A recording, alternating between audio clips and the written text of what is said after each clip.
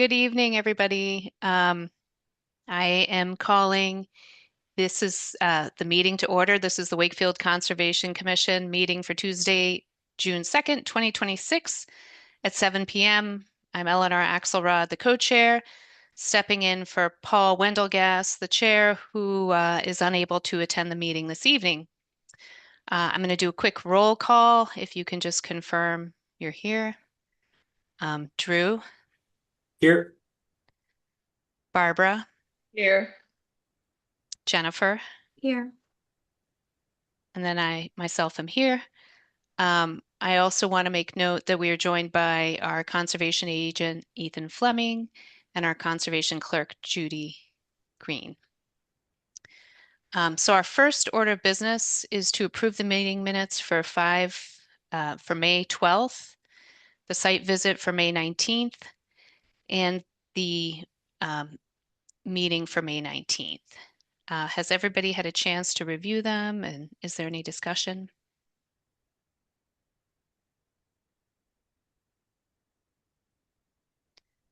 Would somebody like to make a motion to approve the meeting minutes?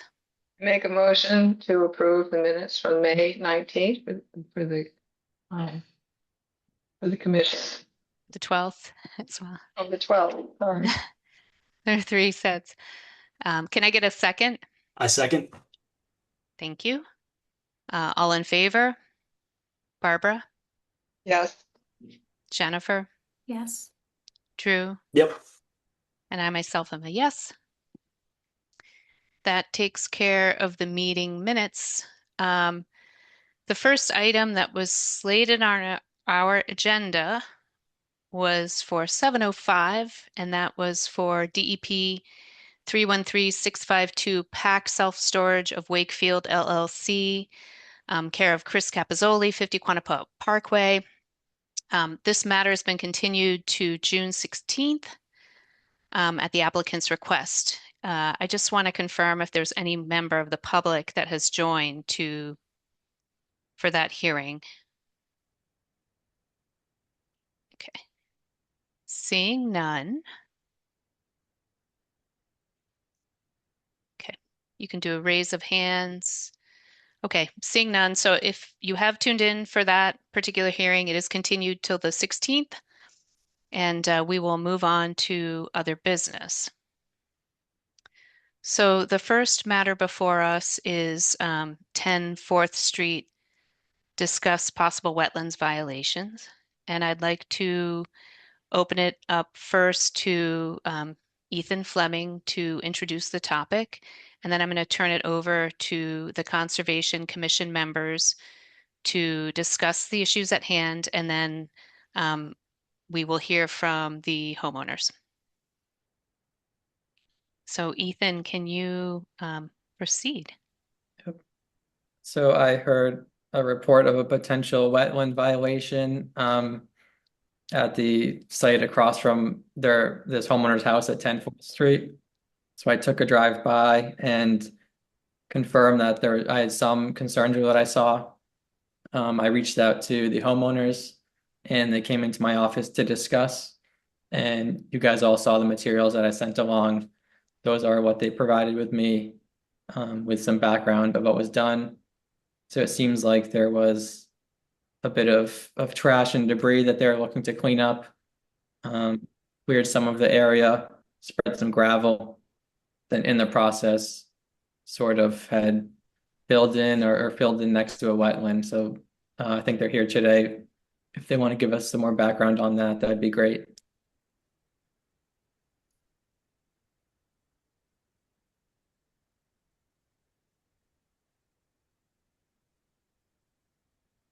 Does the commission have any questions about this matter that maybe the homeowners could answer or Ethan could answer? And if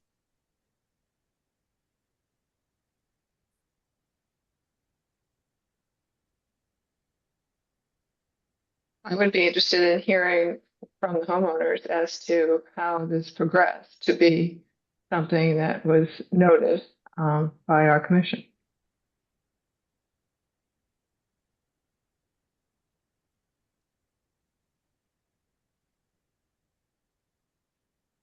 Say hi, Davey. Hi, I'm here. Hi. You can proceed, Davy.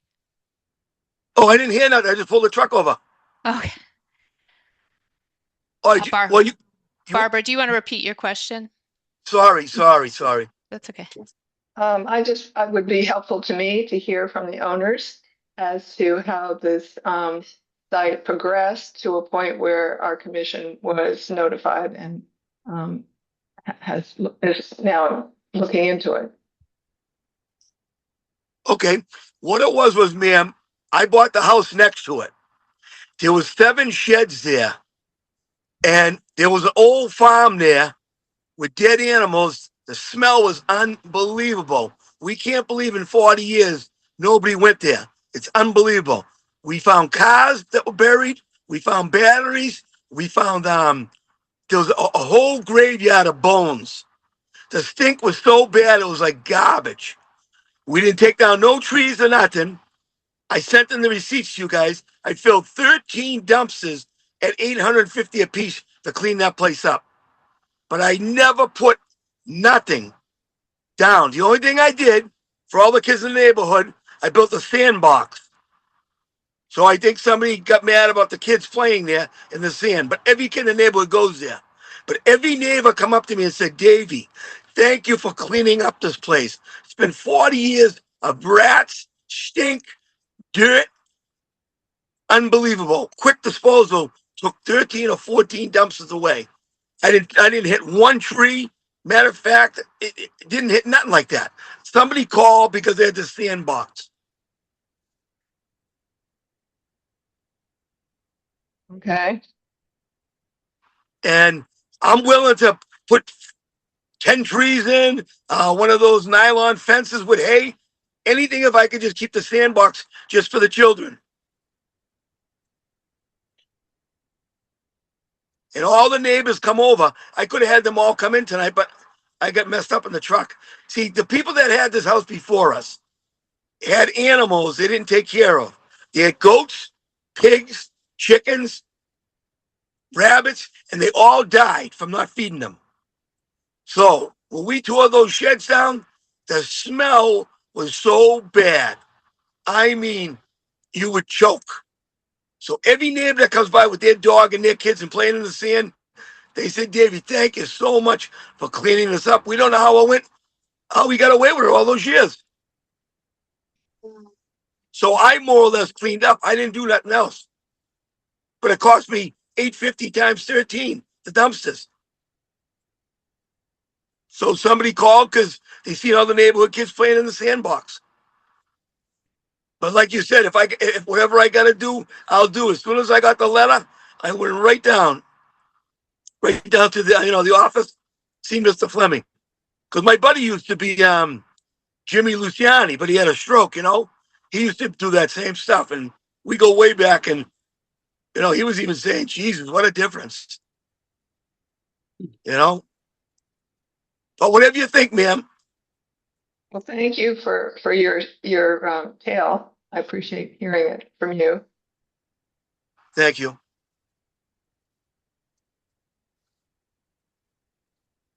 Do you want to know more, ma'am? I have a question, Mr. Benedetto. Sure. I was a little unclear. Was this cleanup done on town land and the sandbox put on town land and the playground? Here's Or what is it it was, your... was the people that were there for 40 years had a farm there. Nobody said nothing. But then they didn't take care of the animals, and the stink was unbearable.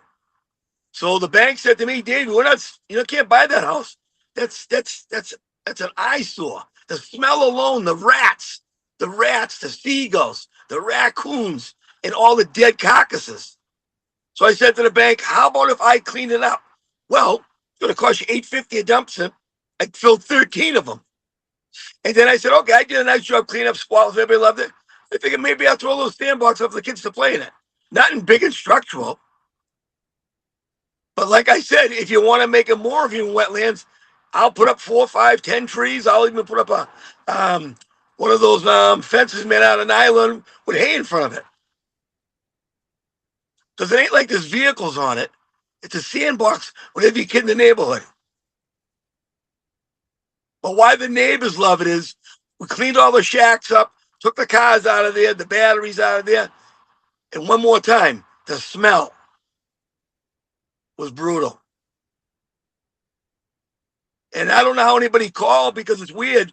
There's 10 houses here, 7 of them are my family.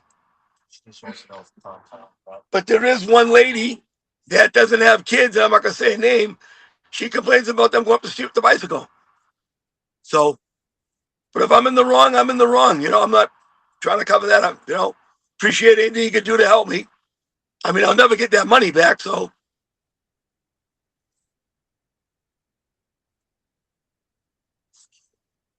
but any questions you have, please ask me.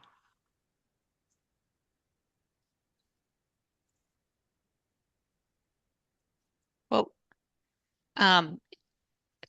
do any commission members have any questions? I have a question. What is the material that's currently covering the ground? It looks like it's small pebbles. Yes, what it was, ma'am, the people that were going to move out left a pile of gravel. So when I tore the sheds out to cover the stink, I backdragged it. Everybody in the neighborhood, the only thing they cried about, they all had rats in their yards after, because when we got rid of that dump site, the rats went wherever they could go.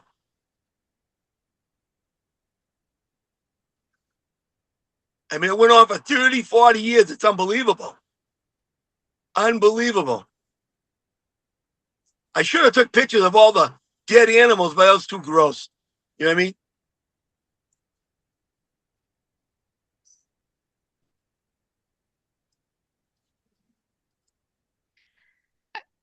Mr. Benedetto, I think we have a couple of issues I'm curious about, and we probably need to do a site visit to just make sure we understand what we're hearing. But it's, it sounds like you had concerns about the land adjacent to you. Um, Under the Wetlands Protection Act, we want to make sure all work within 100 feet of a wetland or 200 feet of a river is obtains the correct permit or permission from the Right. Conservation Commission, and then also from the homeowner. So, I'm the homeowner. okay, because it looked like on the map that potentially some of this work was on town land. Everything all that litter and trash was totally on town land. The bank would not give me a loan because of the stink and the rats and the sheds. So I cleaned it all up, and everybody's, oh, Jesus, they're going to love it. They're going to love it. It's not like I built a building there or hot topped it or anything like that. I mean, if you're telling me the sandbox is too close, I'll take it down. But every kid in the neighborhood plays in it. Because I'm not out to break the law. I mainly did it because I couldn't buy the house the way across the street the way it was. And then once I started cleaning up, I said, I'll just clean it up spotless. So all you got is flat land there, no trees knocked down, none of that stuff. None of that. And if you see a little bit of dirt on the edges, that's where we backdragged for the stink. The left side of the land, if you're looking straight at it, is where we had to dig out all the dead bones and the batteries and stuff and cover it with the pile that the guy left there. I mean, that pile could have been there for 40 years, but it was nice because as we ripped it out, we backdragged it.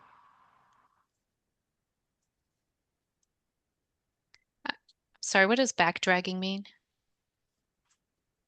Behind these sheds and all these dead bodies, he left a pile of dirt. So you get in a machine and you just pull it backwards and cover the hole, cover all the bones and all the stink.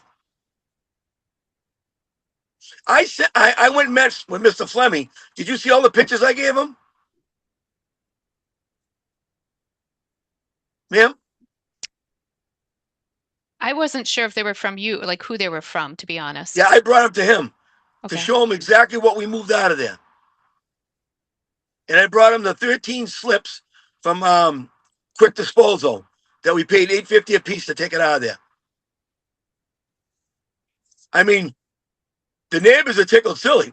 There's just one of them that calls on everything, and if I gotta do what I gotta do, I'll do, man. I ain't a lawbreaker.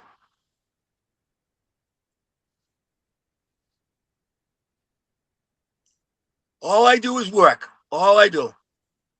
Not a lawbreaker. If I did something wrong, you tell me.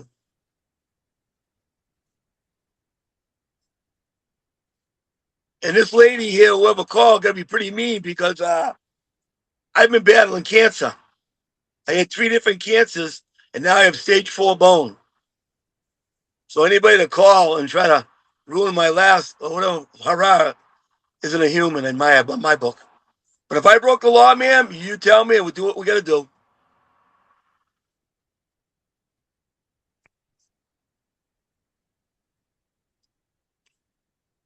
Do any other commission members have comments or?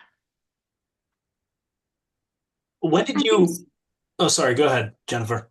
I was just going to say that I think, scheduling a site visit makes sense so that we can see the site up close and understand it a little bit better, including the kind of the surrounding areas, which I think wasn't really captured as much in the photos that we saw. Right. Perfect. Yeah, I agree. Yeah.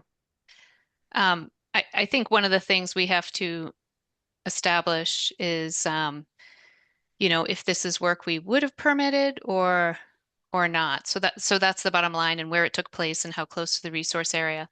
And I think some of the information we were provided is contradictory.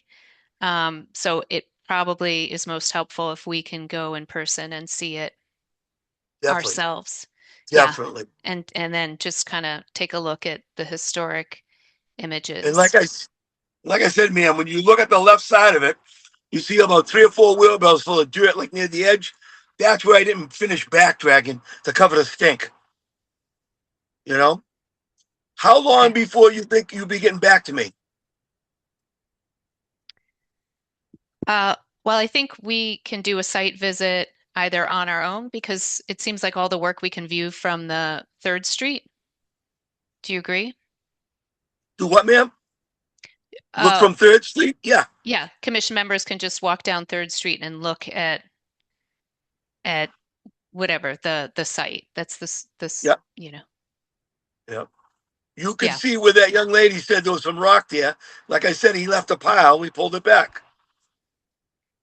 Then we had a truck there take out the other stuff. So should I wait for your call, or how do I do it? I think we should take a site visit and Yeah. I would leave things as they are. Yeah. This is my suggestion, and I will ask for my commissioners to opine and agree, or and Ethan, or amend it. But my suggestion would be do nothing, leave things as they are. We will take a site visit, whether independently or in pairs, to just view it and get a sense of, what's going on the ground. And then we will convene at the next meeting and determine kind of what are our follow-up questions where we can get more information from you. And um, you can either, because we have to meet as a group in person, we, Right. we have to discuss it in the meeting. But I Yeah. think that will, if we do the site visit, that'll help Of course it will. for us to Yeah. figure out, okay, what are the key issues? What's sort of issues that are not core to our jurisdiction? And then we can go from there and have Ethan communicate with you as to next steps or things we're looking for. Does that make sense Okay. with Now commissioners? Oh, should I keep the kids out of the sandbox then? I don't think the kids in the sandbox are going to Okay. be an issue. I haven't been there to see, and that wasn't a concern that was communicated to Yeah. us as far as Yeah. I can see. That's why I'd Um, rather you go there and see everything. Be yeah. nice. Okay. Uh, So, Jennifer, Drew, Barbara, Ethan, are you okay with that approach? Yeah, I agree with going to look at it. It's definitely hard to fully tell, looking at the before and after, I assume before and after pictures. Um, and even going on Google Maps and, they have a street view from 2012 and there was already stuff there and figuring out how long it had been there and like what you said about how much land was actually affected, the grand scale of things. I agree All as right, well. so I think excuse, it's a good plan of action. yeah, Um, so yeah, so I think you can wait to hear from us and we'll have Ethan communicate as to like what follow-up information we'd like to have. yeah. Um, and then that allows us to proceed. But it does look like, um, anything on the other side of Third Street is definitely within 100 feet of a wetland. Yeah. It looks that way to me. So I would hold off on doing anything further until we Oh go no, I'm not there. gonna do nothing. Even Okay. if you said I could do something, all I wanted was the sandbox and the stink and the trash and the sheds out there. I ain't doing nothing else. Okay. Like I said, I got stage 4 bone cancer. I don't even know how long I'm gonna be here. So I'm not gonna get no projects going. You know what I mean? Okay. Huh? So Judy, if you can just make a note that we're going to, I- everyone, are we able to just between now and the next meeting, just go visit Yeah, absolutely. and take a look? Um, and Davey will probably take pictures, because that's helpful. And I think I think that's it. Then we'll convene at the next meeting and discuss a plan with Ethan. Okay, beautiful. Yep. I appreciate your time and patience. I think we all appreciate you joining the call. Thank you. Thank Well, you, as soon sir. as I got the letter, the same day I went down there. Exact same day. I'm not trying to hide nothing. But just remember when you go down there, like the young lady said, there was some rocks and stuff.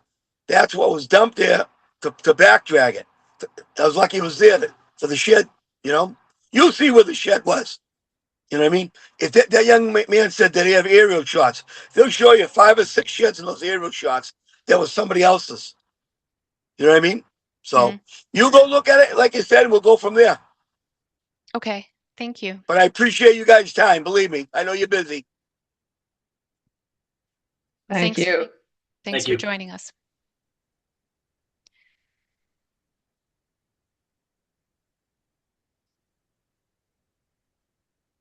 Okay, so we'll move on to the next matter.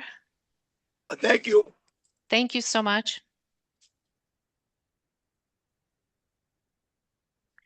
Under other business, knotweed presentation. Um, Now I guess I can take it away if this helps people. I wasn't initially going to do the presentation. I thought we would talk through it, but I joined the Crystal Lake uh, garlic pulling event, and I see Christine Rios on the call. It was a fantastic event. I didn't make it there the first weekend, but certainly went by on the rain date Sunday, and there were people who came, and just I was so impressed with the engagement and the concern citizens expressed and willingness to just give up an hour of their Saturdays to, you know, make this event happen, and a lot of interest. Um, you know, as we pulled the garlic mustard, there was knotweed there, and so there definitely was a lot of interest in tackling knotweed from those volunteers. So, um, if you guys are okay with it, I'll just go through it quickly and would love any comments or suggestions at the end to make it more accessible, and to help um, get the word out for homeowners and things. Um, all right, let me share my screen. Oh, and I forgot to say thank you, Ethan, for helping do the announcements and for that um, garlic mustard event and putting an article in the item. That was really great.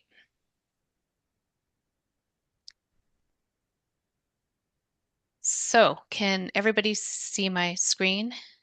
Yep. Okay.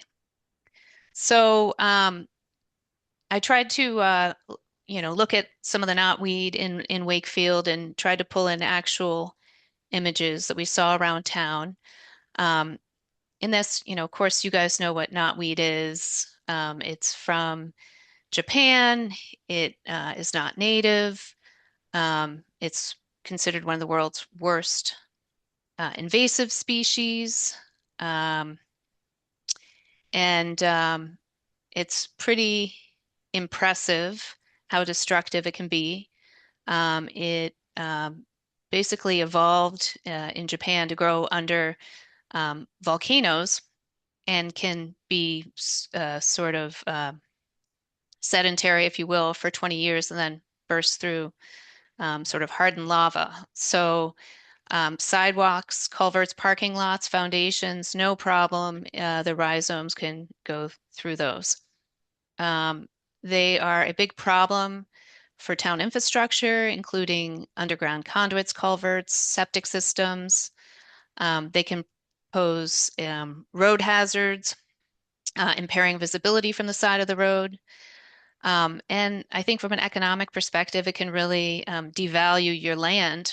Um, People often don't want to buy a property that has it, and you're kind of stuck paying for multiple years of trying to mitigate this destructive weed. From an environmental perspective, it really outcompetes native vegetation. It doesn't support our native birds or insects, so that you know basically causes the local east ecosystem to collapse, um, and it degrades water quality through soil erosion, reduces soil quality, and impairs ability of wetlands to store excess water by depleting organic matter. And I have a little fun fact in the UK, you might have a hard time selling your home because if you have knotweed on your project on your property. Uh, so it spreads. It's very deep. The rhizomes are they penetrate deeply. They can run very far. Small fragments can root, and it's primarily transported by human activity. It's not seed dispersed, so the big thing is like construction equipment, moving things like loam, mulch, compost. It can, small nodules the size of your fingernail can regenerate in a garden. Um, and so eliminating the rhizome is key to controlling knotweed. And as we go through the sort of the rest of the presentation, um, the treatment options sort of focus on um, controlling the rhizome and understanding how rhizome functions. Let's see. So I cover all the different sort of vectors of human activity. And a lot of this is covered in mass.gov. There's a New Hampshire invasive plant fact sheet that's kind of focused on this. But it's construction, machinery, um, mowing. Best management practices, you want to avoid clearing vegetation and using heavy equipment near riparian areas. So those are wetland areas. An existing plant and tree community are the best defense against knotweed.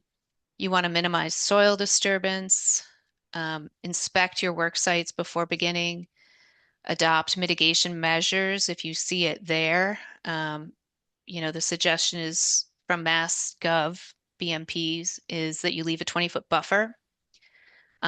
Really ensure that any kind of fill that you're bringing into your property or your project is clean and the vehicles have been cleaned and inspected. Um, and really, like from a conservation perspective, when we go on site visits, we typically talk to the homeowners about some of the risks about bringing in fill, um, because it can be an unwelcome part of your project. So containment, if you have to treat, research suggests tackling small new infestations first, prioritize road safety, structural damage, mark the boundaries, hire qualified professionals, leave knotweed in place after it's been treated, and then establish a protocol at the local level. And really, it's like a 3 to 5 year treatment plan at minimum. So some of the treatment options that are out there that have research, this is just a key study. I don't want to go into it too much, but overall, I think this Swansea University study looked at many different treatment approaches, and they found that applying herbicide at the right time and concentration yielded the most effective results for the least cost over the longest term, and that mowing and digging were the least effective and most costly. So here's some approaches we've heard. There's leaf spraying, stem injection, which could be, it's kind of expensive, but there are like knotweed guns for sale where you can inject a stem, and it's controlled. And the advantage near a wetland is you're not spread, it's very, very um, localized, and you're not going to have issues spraying, other vegetation or having it get into the water. Um, so the key to controlling it is timing.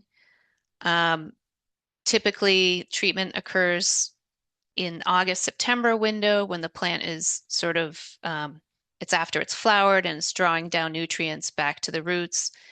And the key is using sort of a light herbicide application. There's specific um, guidelines as to how concentrated it should be. And it's a situation where less is more because you don't want to top kill the knotweed. You want a weak concentration that it takes it all the way down to the roots and makes it all the way there. The Pennsylvania Extension School has a great window that sort of explains when to apply the herbicide, or if you want to do an early cutting to control height. Um, I have these tools. This is what a knotweed injector gun looks like. And here are the other tools of the trade. Uh, Post-treatment, it's really about minimizing digging, replacing with native plants, thinking about stringent local bylaws and public-private partnerships to kind of educate homeowners on the risks of preventing and containing the spread of knotweed. So here's some resources to what other commissions are doing. I have some news articles. People have suddenly become aware of this issue in Boston. I'm going to go through and some more sources. So these are all things you can look at. I've shared this with the commission and with Christine, open to suggestions. But we did take some photos around Wakefield to just sort of show where we see this. This is 349 Water Street. This is near Colonel Connolly Park. And this is, a veterans field in the Lower Common. So any questions, any comments? I will turn it over to the commissioners. Yeah, I'd say you did a phenomenal job. I was looking at this when you sent this over to us, I think earlier this week. Um, I think it gives a great visual aid to something that somebody might not know. I know as a kid, I saw it and just thought it was bamboo, which I thought was weird, but I didn't think too much of it. I didn't realize how much of an environmental impact it had. I will add, I hate to say fun fact because it's not fun in the end, but I was reading that a significant portion of Japanese knotweed in the UK and in North America is actually one giant female clone. It's all the exact same plant. It's just been spread everywhere. Um, Yes. so I think they're trying to figure out an exact DNA herbicide that would take care of the whole, massive organism. But I think you did a great job overall. It's beautiful.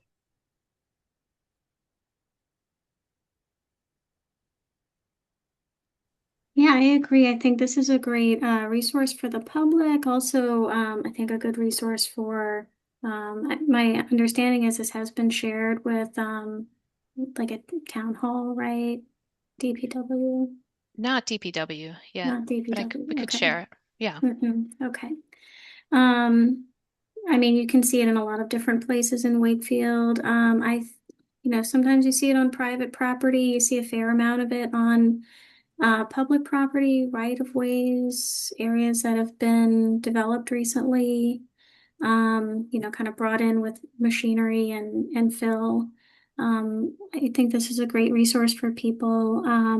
It's very aggressive. I commute, across the North Shore area to work, and there are some other towns that have like significant problems as well. I don't think it's as bad here as in some places, but I think we should be aggressive about trying to prevent its spread. Um, I was looking on the Conservation Department website. Is there a copy of this on the website? No, I was hoping we could post it. Yeah, I think that would be great. Yeah, I Right, think I too. think people would really appreciate being able to to access this resource as they're thinking about how to manage knotweed around their property. Hmm. No, I I agree. agree. I agree with what everything Jennifer said and what Drew said. It's a great source. And for someone like myself who knows very little about knotweed, it was hugely informative. I read the whole thing. So hopefully I'm going to join the army Hmm. against knotweed. Well, and I think one of the challenges is when I talk to people who have experienced it is often they're battling it because it's crept in from a neighboring property. So, how do we, just from a policy perspective, get people to tackle the issue early on before it spreads to their neighbors and things? Um, and I do see it around Massachusetts on a lot of bike paths. I don't know why, but um, you know, uh, that's something it would be good to figure out how we can avoid that.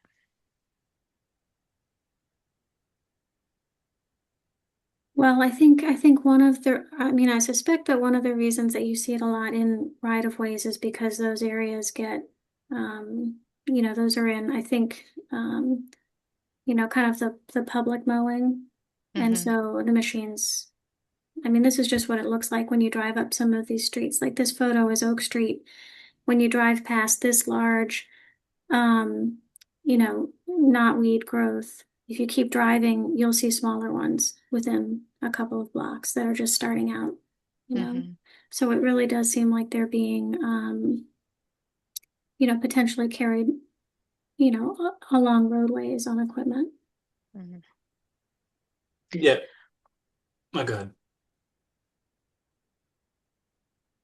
Well, something else that I read, and I have to go back, there's a Facebook group in Massachusetts devoted to knotweed, and someone had shared a study that spring cutting is actually the worst time because that's when the nodules, the small fragments are likely to take root and, create new colonies. If you can do a cutting in the fall, like if cutting is the only thing, that a fall cutting, for example, to clear the street, those are less likely to take root. So it's something to think about. Um, I wonder too if there would be an opportunity for, um, just greater collaboration between, maybe town hall and residents, in terms of sharing resources, or even something like having, like those, knotweed guns, available to rent. It could potentially pay for itself. People could check them out like a library system, mhm. and return them. If that is something that people would, be interested in and utilize, and kind of lower the barrier to getting started with managing knotweed. I think they're doing that in Washington State. Um, so it's definitely out there. Um, oh, um, we have, can we open this up to a member of the public?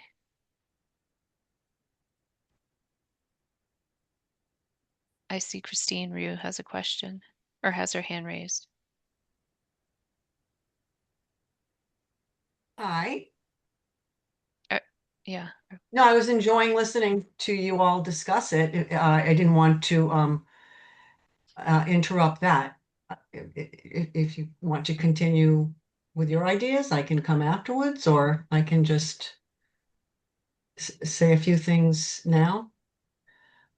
Um, I, I think, unlike garlic mustard, where yes, you can make things worse if you step all over it and walk the seeds into your neighborhood at home. It's relatively easy to go after garlic mustard, but I think with knotweed, it's the idea of first not doing any harm, not doing, anything that's going to spread it further. That's a really important thing to convey to all those who decide they want to roll up their sleeves and do something about it, and maybe just something that has the do's and don'ts of going after knotweed. That might be a helpful resource for people, because I think that yes, you could make a call and find someone to come to your property and help you out with it, but it's complicated. It's not a simple thing to even contain, never mind eradicate. So I think there's different levels of sort of education, getting the word out. I was so, happy to see, 35 people that came out to pull the garlic mustard over the course of 2 weeks. And many of them were, really motivated. In that same area, we saw these big pockets of the knotweed, just, and that's been in the past 3 years, because I live right in that area, spreading. So I would love to see maybe a pilot project where we could embark on something like this. I think people would, one of the references in your presentation, Eleanor, talked about from Pennsylvania doing a cutting in June and then coming back in the fall and doing the targeted spraying. Maybe that would be something we could do. I mean, it's in your jurisdiction, that land, because it's right next to the lake. But I was in the town yard today dropping off a few more bags of garlic mustard, and it's all in the town yard, right at the bottom of Sylvan Ave. So, they have space there if they were to cut it and then put it on tarps and then do some spraying. So I wonder if that's something that the town could get behind. Of course, it'd be some funding that would be necessary for the spraying. Um, but then, yeah, so there's just different ideas. I think it's gonna take some different parties in the town. You guys, Sustainability Committee said that they're willing to, get the word out, get some volunteers. Some folks that did the garlic mustard have expressed interest, so maybe there's a way we can all collaborate. Thank you.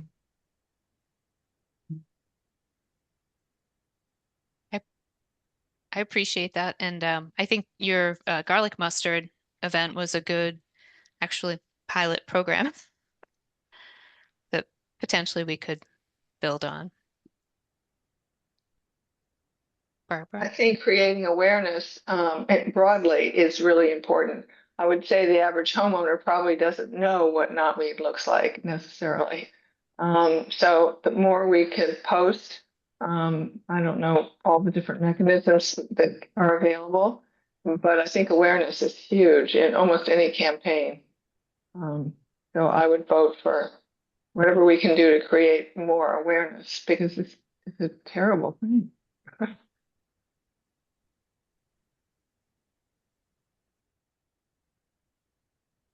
Okay. Does anybody have anything further?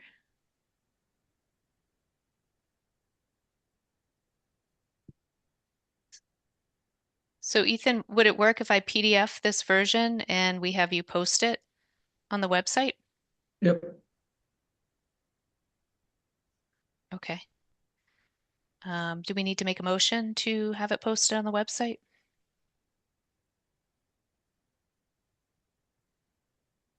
I make a motion that the presentation created by Eleanor for the purposes of educating everyone to the dangers and treatment of knotweed be put on our website for the commission. I'll second. All in favor?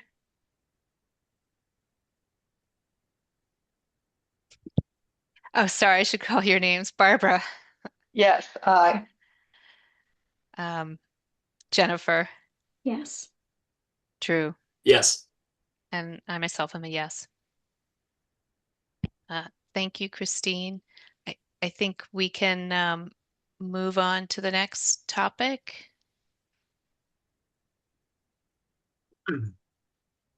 Um, so do we have any follow-ups from prior meetings?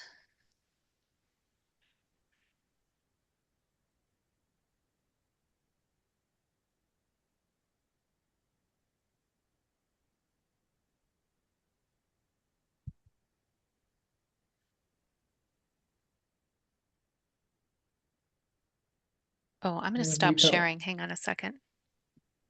we talked about the invasive work at 200 Quantapowhat, so that had finished last week, I believe, and in the next couple of weeks they'll be providing their final or providing a report of that work to us. So we'll be getting that shortly.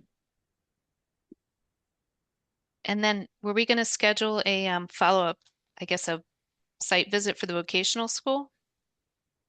Yes, they will reach out to me once they finish the work on the road. I talked to them a couple weeks ago to remind them of that as well. Okay.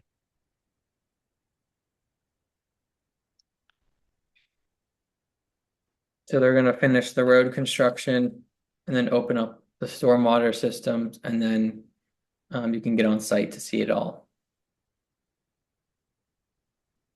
Okay.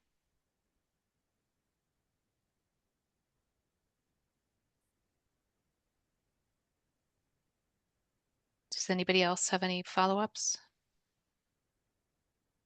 Okay. Hearing none, we can move to review filing checklists. Ethan, do you want to share, I guess, what you shared with us?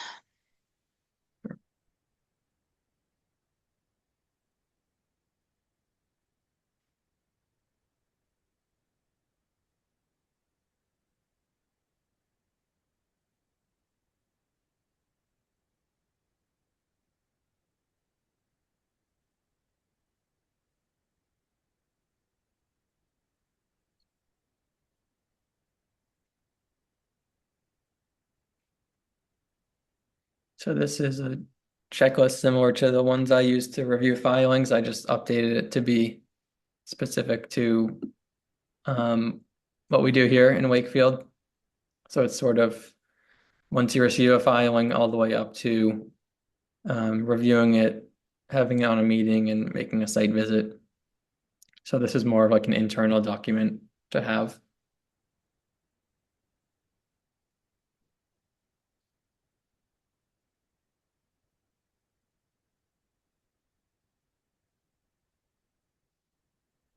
I thought this was really helpful. Thank you.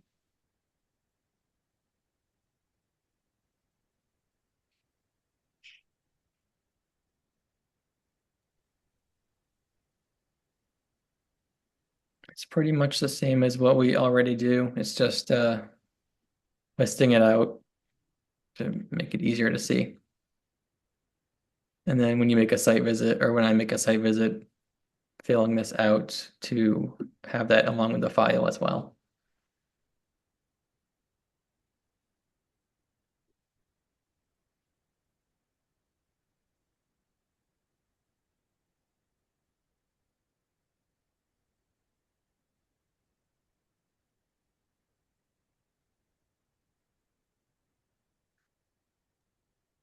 Seems pretty, inclusive.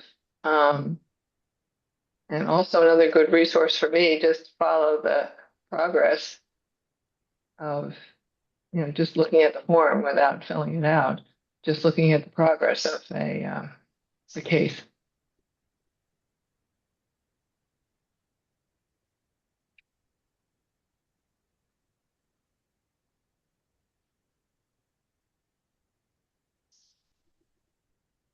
Yeah, some of these bullets might have kind of more bullets under them, like, you know, checking that they meet the performance standards is not going to be a quick 10-second check. So any questions you have about this, you can let me know, and I can always update the form to have more specific details. Can you go down to the site visit section? I, I think the only other thing that might be helpful is reviewing, like having an item for like special conditions. Um, I remember based on like the handful of site visits I've done, um, when the agent leads it, was going through the list and sort of saying, okay, here are the erosion controls, here's this, here's this special condition, have you done this? So just having a place to note that, and then just including just some photos of that, of the erosion controls in place, the signs are there, because sometimes things can shift and it's hard to determine when things happen. So if there's like a photo at the site visit, that's seems helpful. Yeah, I would probably use this last section here for like special conditions. Okay, Like perfect. this first one is more of the initial site visit. I might list conditions that might be worth adding, but then the pre-construction meeting here is once they have the order of conditions.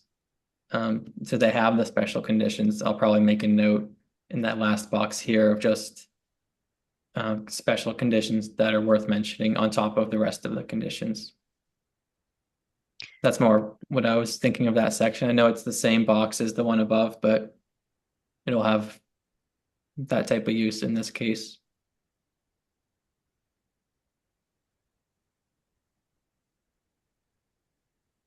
But this second charge is pretty much everything I do at a pre-construction meeting. So making sure the order is recorded, making sure the sign's installed, the erosion controls are installed, and just making sure that it's ready for work to start and that they understand any conditions that they have to meet that might not be as obvious to them.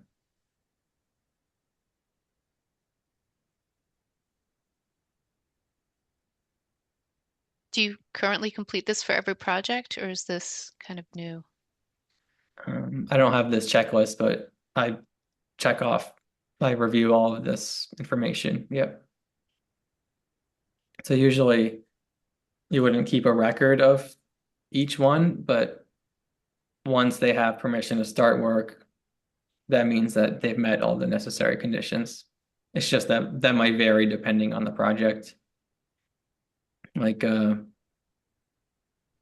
reviewing the construction schedule, that might be a long project where you're saying this is happening this year, this is happening next year. Other times it's just going to be, we're starting work next week.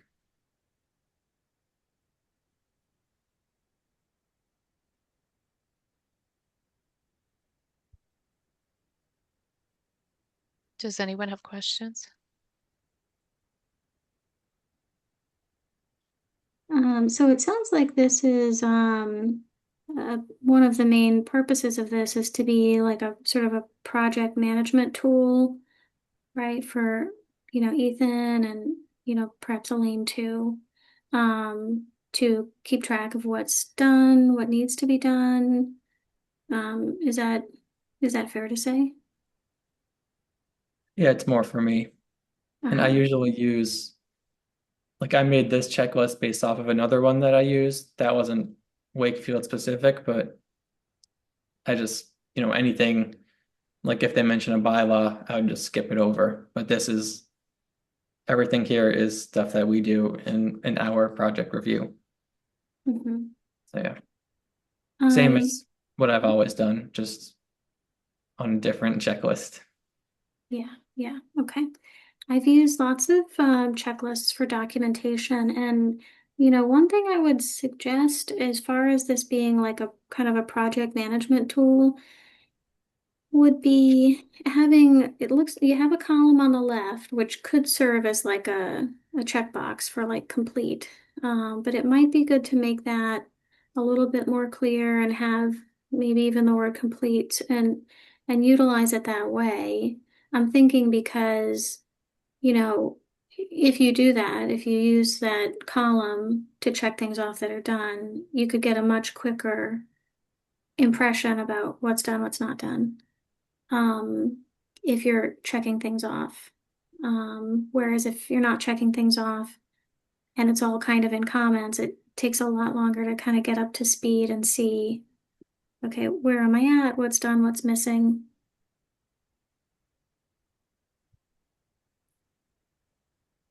Yeah, I Um, think some of this is I'll use it as a checklist, and then but other parts might be like the first page is more for things to review. Like the first section here, you can check it off that the package is complete, but I think for the most part it's just for reference. But I might start checking it off. I might start highlighting it. I'm sure I'll come up with something once I start using this more. yeah, because I imagine that, I mean, these are a lot of items to get through, and these would probably be getting completed on different days, I'm sure. Um, okay, let's see.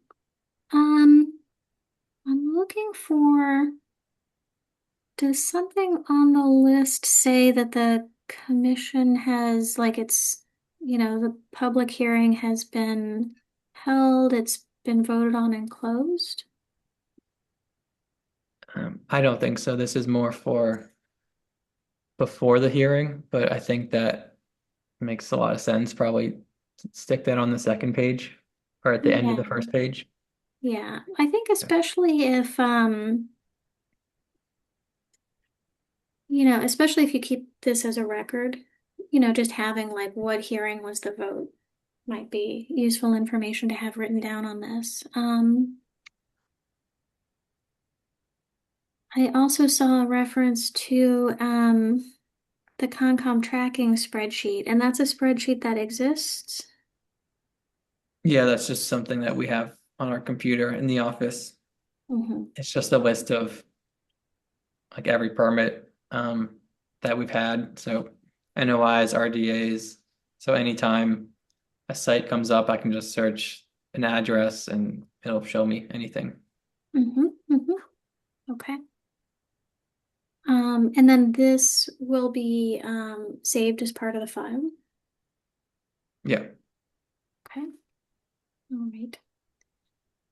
Yeah, it looks like a good resource. I mean, I think if I were kind of juggling all these components of a project, I'd probably want to use a checklist, to keep track of it all. So I think this looks like a good resource. Just trying to think. I mean, the only other thing I'm really looking for is places where, like, okay, like you have the site visit summary, you have the date. Um, so I guess all of these items would be on the site visit date. Okay. Um, And most of what's here is sort of stuff. I mean, it looks like a lot, but anything with the mapping and the resources, I kind of look at it all at the same time, but I called out a couple that aren't always as obvious, like 50 feet from the stream. Like that's a zoning setback, but most of this you kind of just see it from opening up a map. So it's usually done like on the same day or okay. done like multiple days. Just I'll usually review the file when I get it a few days later, more in depth again before the meeting. Yeah. Yeah. Yeah. Yeah. Well, the multiple days thing, I was thinking like kind of the initial review, the site visit, the Yeah. pre-construction meeting. Under the pre-construction meeting section, which is on page 2, order of conditions recorded. Does that mean recorded on the deed? With the deed? Yes. Yeah. Okay. I'm just thinking about what items might be important to have like a date for that item. That seems like maybe one. Oh, like date it was recorded. Mhm, Yeah, usually that'll they give me the proof of recording. mhm. Usually that'll be on there, but I can always make a note of that here too. Okay. Because the Um, whole idea is that they're not allowed to start the work until the order is recorded. I see. Okay. Yeah. So you're not doing the recording, they're recording and then Yeah, they're yeah. okay. So that seems a little bit less critical. The critical part is that this is checked off yes Yep. before construction begins. Okay. Um, does it make sense to have the construction start date on here? Mhm. Yeah, I'll probably add it to that construction schedule, Mm-hmm. make it more clear. Okay. So usually that's not required unless you're working in the wetland resource, but I always ask anyways because they're happy to share. Okay. Um, but like they wouldn't be authorized to start their construction without these items on the pre-construction meeting list. Well, Right. that's not, I Yeah. guess, strictly speaking true, but they're not supposed to until it's the order of conditions is recorded with the deed. And that seems like an important one. Yeah, so they have to have all of these items and the pre-construction meeting where I confirm this, and then I tell them you can start construction. Hmm. Okay. So not Yeah, just getting the items done, but me verifying that they're done. yeah. Okay. Yeah, that does seem like a good date to be on here. Like, construction, authorized construction start date or notified construction may begin, something like that.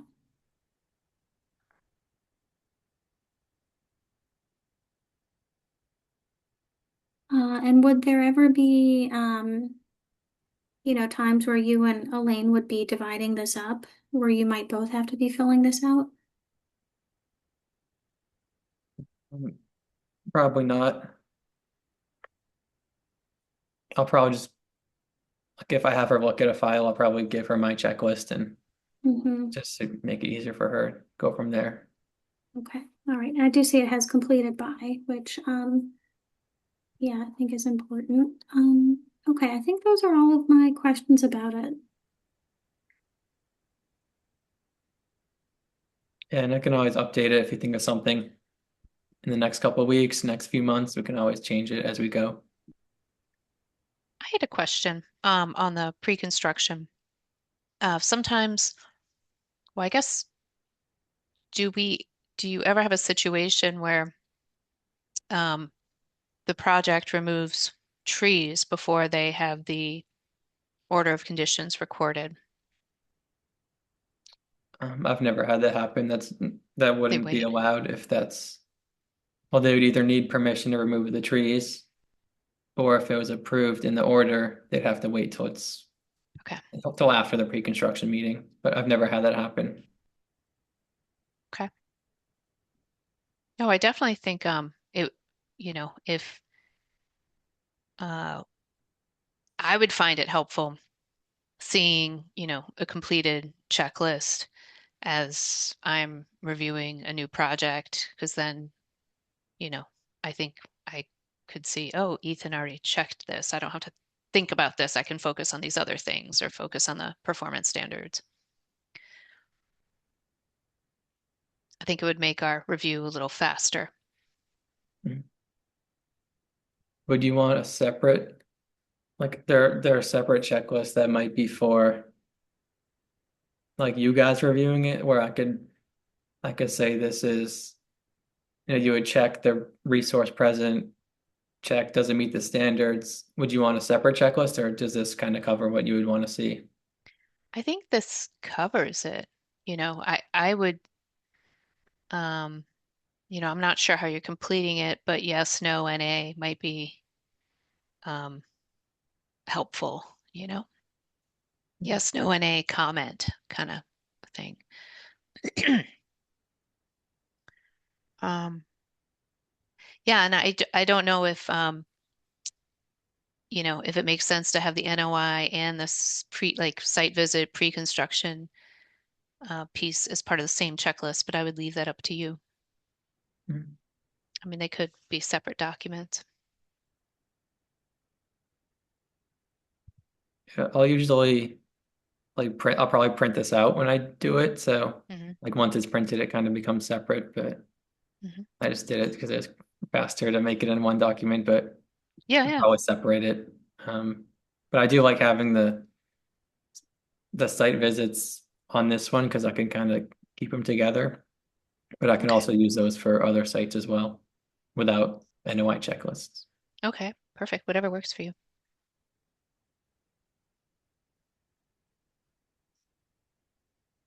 Do, do we want to look at the RDA one?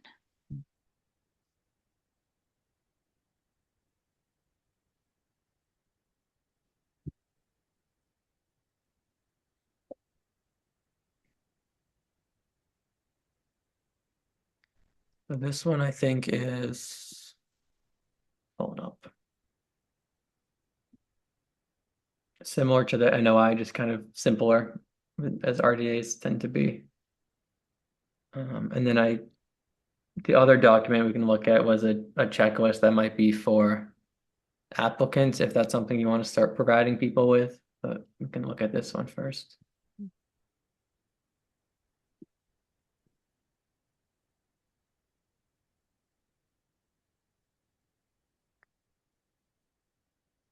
I mean, I think this would be helpful I don't know how other people feel, but for a homeowner, Mm. to see what you're looking for with an RDA.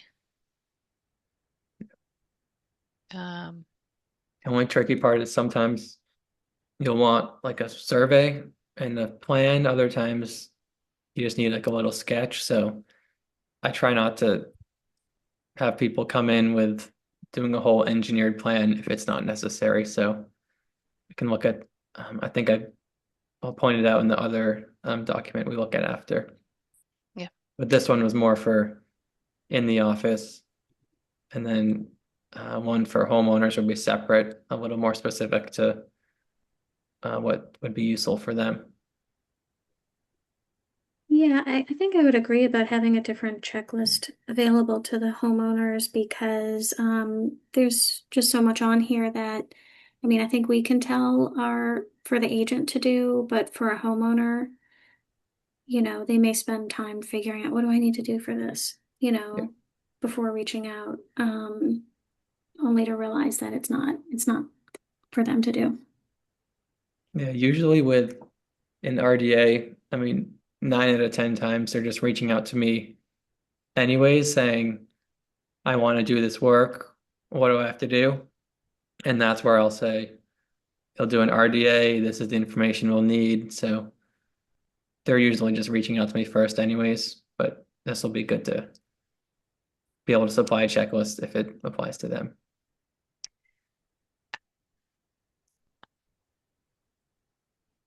Yeah, I don't often get RDAs without talking to someone first. Barbara, Drew, do you have any comments? I'd say everybody's hitting on pretty much anything that I would bring up.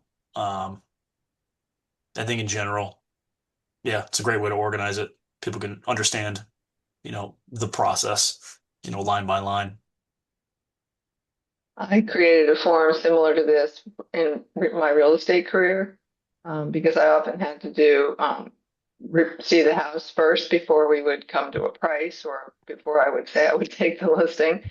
So it was a lot of checklists. And then once I had the listing, it was a ream of things to do. So there were different checklists for different things, but in the end, it kept me, and there were timelines that were important. So I think Jennifer's comment about dates might be important as well. Although Ethan, you seem to be pretty well on top of everything that's going on in your file. So maybe that isn't essential, but for my old business, it definitely was. Yeah, any date that we have is going to be recorded somewhere, like the date the hearing opened, the date of the site visit, but usually it's all in all sorts of different places. So as they come up, I'll make sure to note them on the checklist as well. Instead of having to go back and look at the agenda from 2 months ago or just to see the date. So yeah. Sounds like what you were probably doing, Barbara. A I lot of think the only, inspections. oh, Yeah, a lot of inspections. Yeah. Like you. I think the only other thing that would be helpful for the homeowner to provide us before they come is a narrative of what they're planning to do, just a brief paragraph and what equipment they plan to use to do it. Hmm. Because there's a Are you big looking? difference between, for example, hand filling or hand pulling versus using a backhoe to accomplish the same task.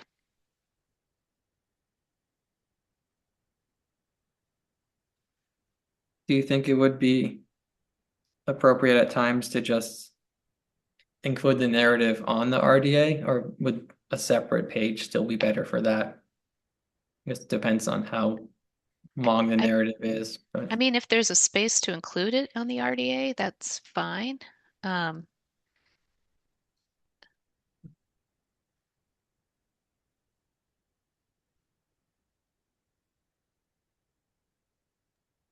Do they usually know when they are applying, needing an RDA, the kind of machinery that will be involved? They've already been out and done that in that investigative work, or does that sort of come about secondarily to finding out whether they can, do the project? they well, I would think it's, know oh, just based on the work they're doing. Like usually, sometimes, or usually, we'll have to ask them, like, if you're building a house, okay, how are you delivering the materials, things like that. So they'll know, but that's a good point that we should probably just ask them up front so we don't yeah, forget to ask. yeah, because then it'll remind them that they have to ask, Yeah. their contractor. Wait, how are you planning on doing this? And then that'll encourage them to maybe write a more in-depth narrative too. Yeah.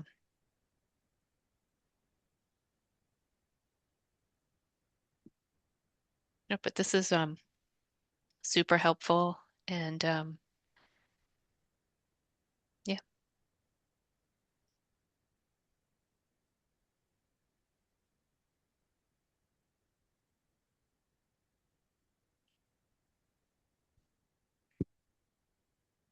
And then this one was like a checklist that you might provide to the applicant. This is very basic. It's kind of,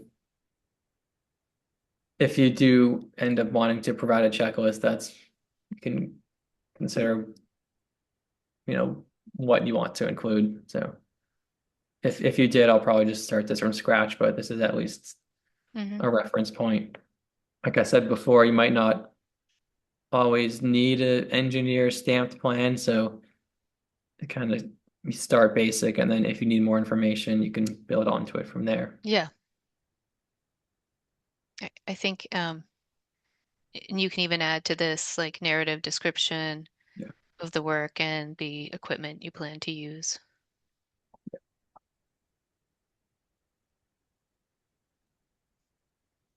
And I would suggest maybe putting the name of the form or the form number for the RDA Mhm. or, Yep. Oh or where yeah. to find it.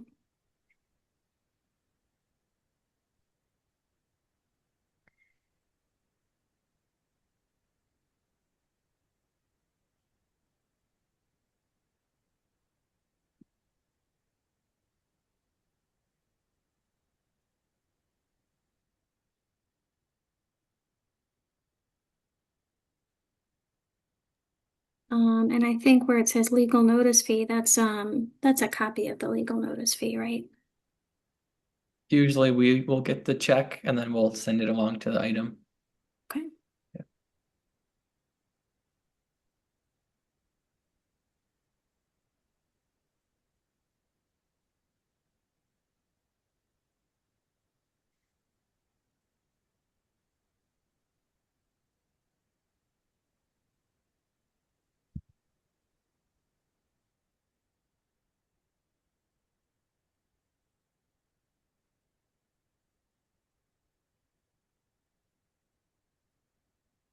I think the only issue you might encounter with posting this is someone might say, well, I've met the checklist. Why do I need another plan? So that's just something to Mm, consider. We can see how often that comes up. Like if they say we've given you, a map, why do we need a delineation, for example? So actually, I'm just looking, you have a good point. I'm just looking at the checklist or sorry, not the checklist, the WPA Form 1 request for determination of applicability. And it's pretty uh, prescriptive. Like they should be providing all these things. Like they have an activity description. Um, Proposed activity can be described in narrative form. If needed, attach additional worksheets. Um, but that can also be something when you review it for completeness, right? You can send it back and say, can you, like before it comes to us, can you give us a narrative description that includes these things? yeah. So usually what you'll require is just you'll say that you just need enough information to make the determination. So that's going to change depending on the site and depending on the work. Mhm.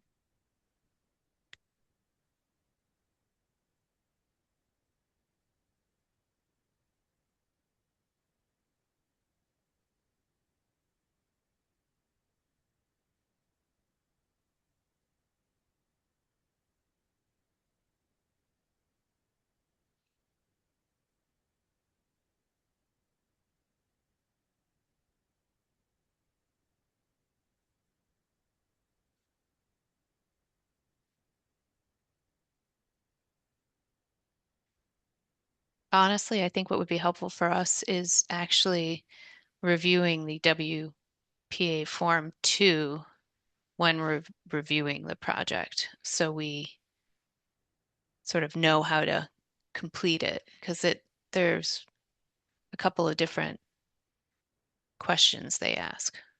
Do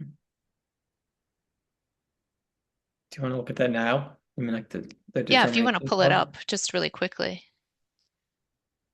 Do you have it pulled up or I can pull it up? Either way. I just pulled it up. Let's see. Do as a PDF.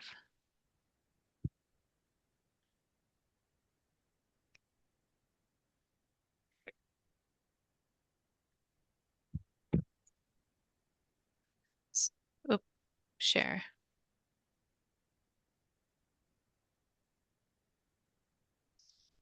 So they submit Form 1 to us, right, Ethan? And then we basically have, you complete this form on our behalf. Yes, they submit the RDA, which is the request for determination of applicability, and then this that we're looking at now is essentially the permit that we issue to them. So they're basically deciding between a positive and a negative determination. So positive means yes, the Wetlands Protection Act does apply to your project, which means you cannot do it and you need a notice of intent. Or a negative determination means no, you do not need a permit and you can do the work that you're proposing. So kind of the opposite of what you'd expect. Yeah, something the circuit rider has said is that you can have a positive and a negative determination and that's the part I struggle with, and that's where Yeah. I think it would be helpful to look at the form and go question by question when we kind of review a project, or maybe we do that on our own and think about those. We can look at it next time an RDA Yeah. comes up. Yeah, It's not often that they'll have that, but when you choose the positive or negative, you choose like one of the check boxes. I think there's about 10 or 13 total options. So you yeah, might right, choose one box in the positive and one in the negative, right. depending on what that is. So, Okay. No, I think that would be helpful if you can take us through that sometime, the next time an RDA comes up, and we can yep. sort of go through it as a group, if other people would find that helpful. We do have the DEP training for file review. That's the end of June. So well, I can't control when I get an RDA, but hopefully we get something before then. But What's the date for that again? June 30th. Okay. Did Judy already send us an invite for that? Yes. Okay. Awesome. So then maybe I'll make a note of that as well. Something we can look at that training Okay. with the DEP circuit rider. And then any other specific questions, maybe let me know sooner than later. I can send those along as well. Can Okay. kind of customize the training to what works for us. Okay.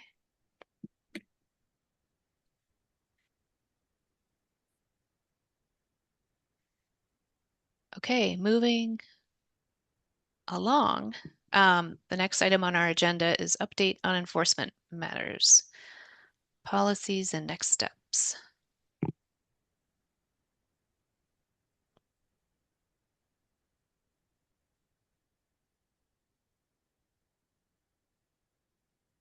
I know we talked about this one in 96 Audubon Road at the last meeting, so I sent a letter to the property, and then I just heard from them a few days ago.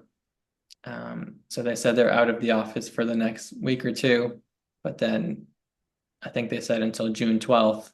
Then after that, they'll come and talk to me, and then eventually to the commission. So I've heard from them, but it'll probably be about 2 weeks before I talk to them.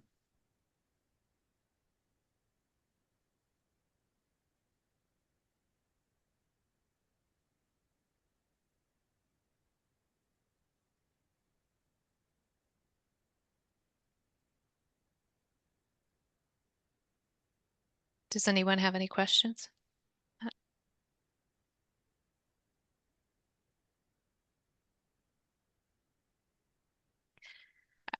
I would just say if you could send along a copy of the letter, and then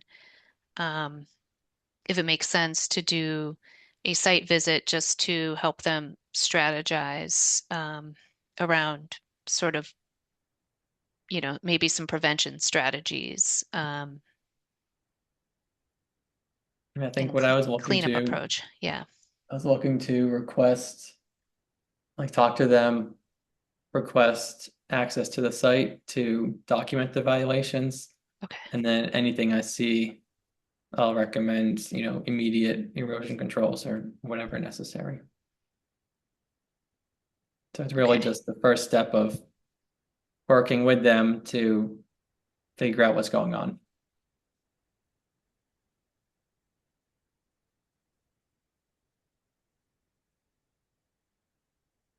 Would it be helpful to have anybody accompany you? Um, I can certainly manage on my own. Anyone, if you are welcome to come if you'd like, assuming they agree to do it. So I'm sure they would prefer something less formal, but yeah, I'll let you guys know when that's scheduled if anyone wants to join me. Just less than a quorum. Mm, okay, that's helpful. Thanks.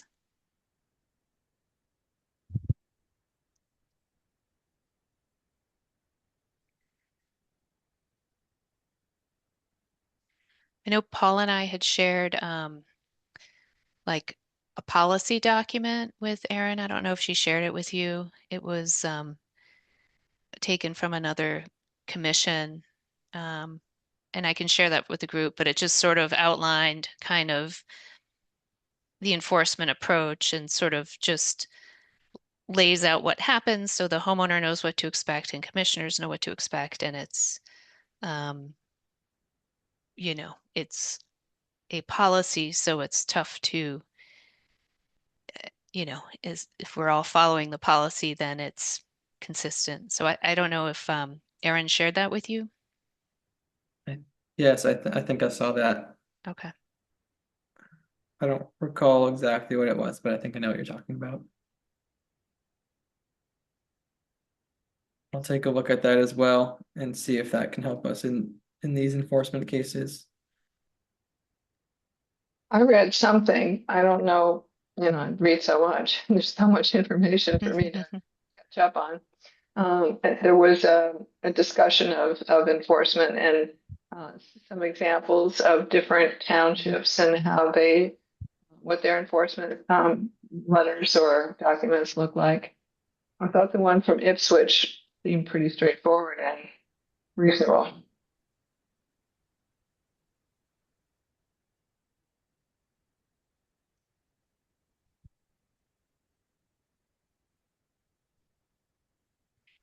I agree.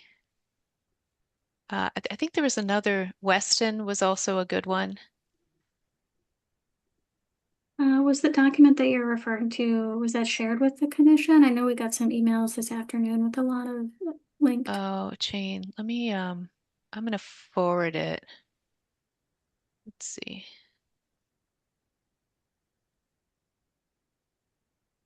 I just sent it right. So you can see the original because it was I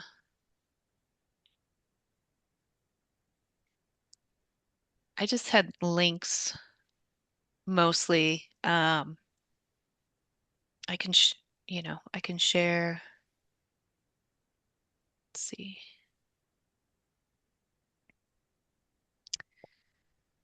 I don't know if you want me to share.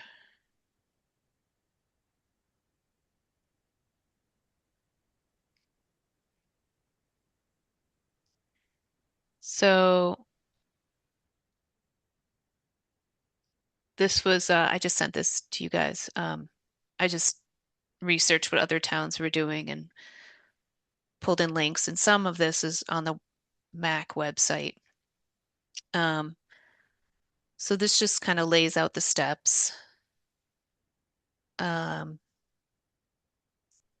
and it's very basic. If uh,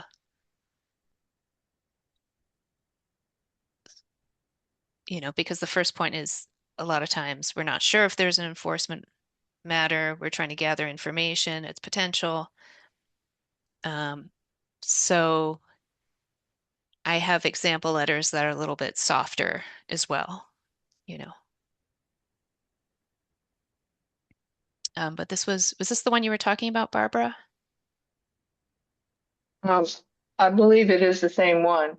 And I just thought the emphasis on doing the investigation and really, being very open-minded until you had done the research before pursuing, that kind of action. I thought that made sense. And it seemed pretty succinct, which I thought. So much of what I read has many bullet points and lots of paragraphs and pages, and this just seemed to be pretty straightforward.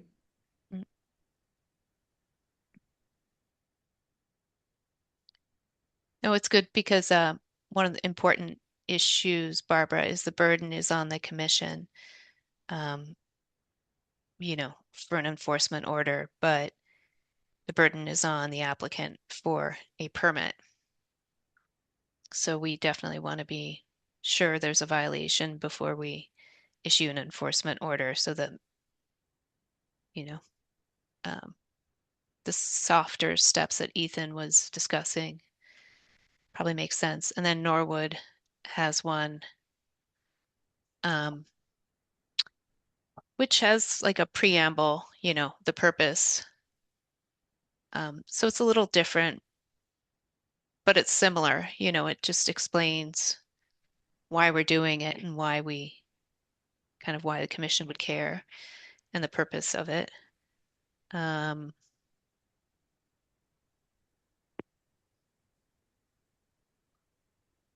so this information is kind of helpful. Um, but you guys can look at this when you have more time and see. And then I think Ethan, I don't know which, was it the Weston example?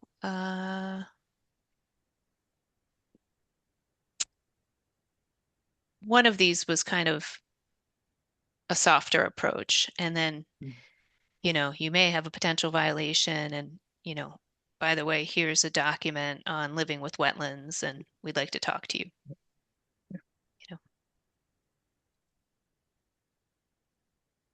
Yeah, I find that the letter that I use, you can make it soft or you can make it strict, just with a couple small changes. So you can see it when I send it along tomorrow, for these ones that we're working on. Okay. Might be Yeah, that would be worth great. like keeping these on the side, Hmm. and then once we get through these couple enforcement items, maybe looking back, seeing what worked for us and what we might want to do different next time. I think We that don't would be usually good. have enforcement stuff that often until now.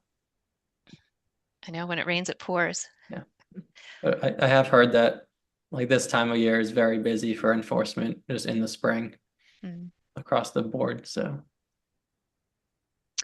Um, I think Mac also had, and I did not include it in the list of links, their site visit summary, but you guys can take a look at this.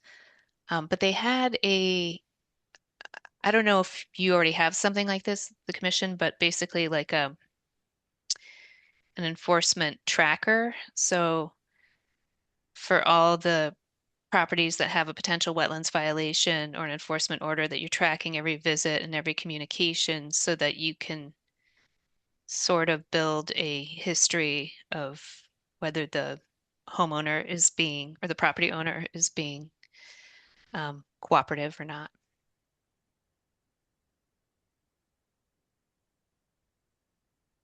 Do you have something like that already, or just yeah, I definitely have stuff in my files between my enforcement folder and the tracking worksheet. so it's pretty easy to get at for you? What's that?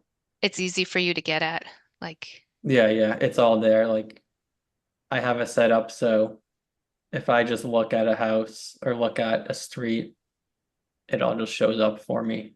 So I'm not like missing something. It's really not possible to miss anything the way it's set up. oh, good. Okay. Well, I didn't set it up that way. I'm sure Elaine or Judy did, but it works well.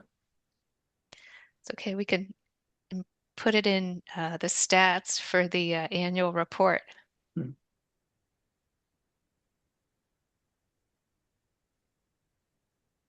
Anyway, does anybody else have questions or comments?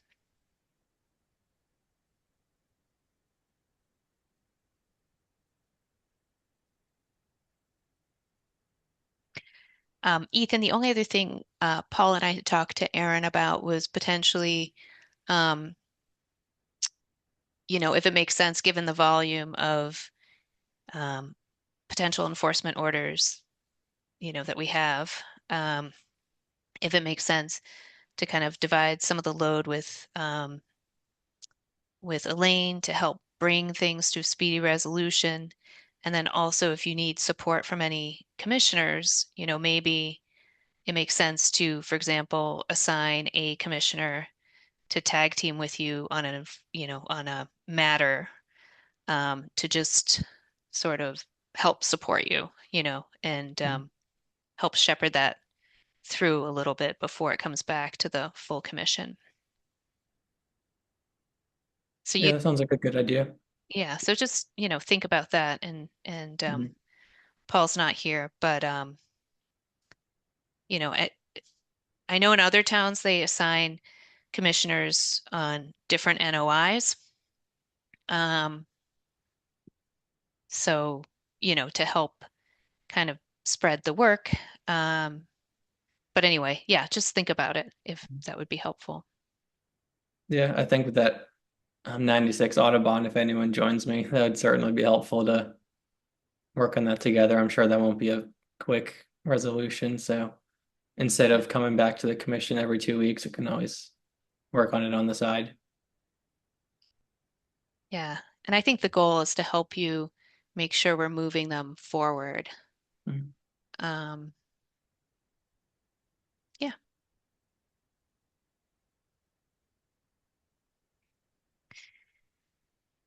Let's see. What's next on the agenda? Unless anybody has any other thoughts on enforcement. I will add one last thing is sometimes, Ethan, the enforcement matters can happen on a weekend, when, town staff is not available. So maybe thinking about what that plan looks like, and why it might be a good idea for us each to get sort of more comfortable with, um, approaching enforcement matters productively.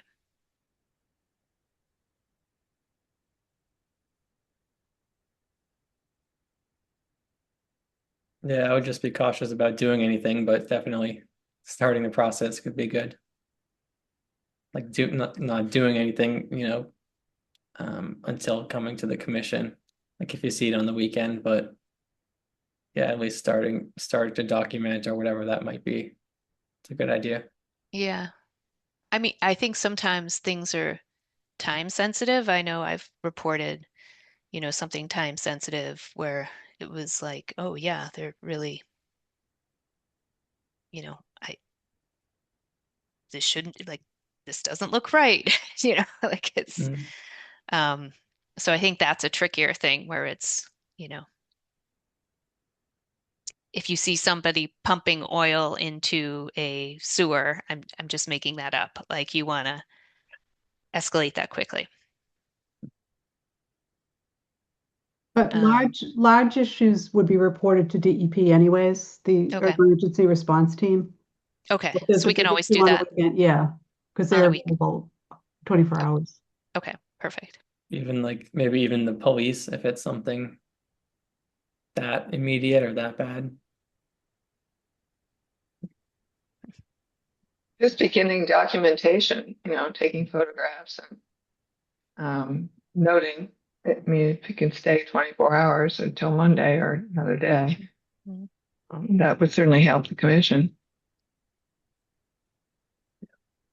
Okay. Yeah, usually once the violation occurs, like we see with some of the ones working on now, there's not always a rush to get them done because like once the violation occurs, whether it's a day or a month, it's going to look the same. So definitely picking our battles when something needs immediate intervention.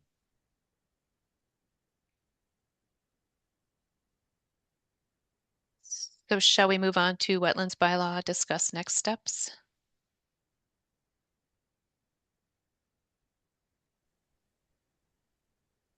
Jennifer, can I turn it over to you? Yeah. So the last time we had the bylaw on our meeting agenda, I think folks were kind of within the commission happy with our current draft and moving that draft forward to put on the webpage so the public can now see the latest draft. I reached out to Bill Renault about a meeting. I need to follow up because we don't have one scheduled, so I'll ping Bill again.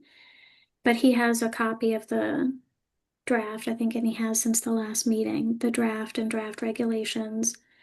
So we still want to have that meeting, get Bill's feedback on, the current draft that we have, but we talked in the last meeting about moving forward kind of simultaneously with getting Bill's feedback, getting feedback from the public. Um, I think a lot of what we'll hear will sort of be different depending on whether it's coming from, Bill DPW versus kind of private homeowners. So I think that's fine to do. It looks like the latest drafts are not on the commission webpage.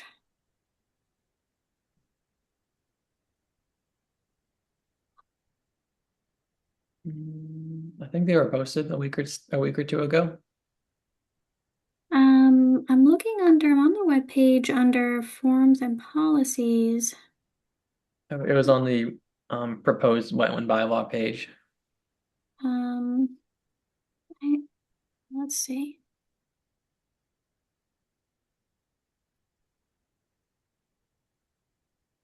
Yeah, I'm not seeing that on when I go to the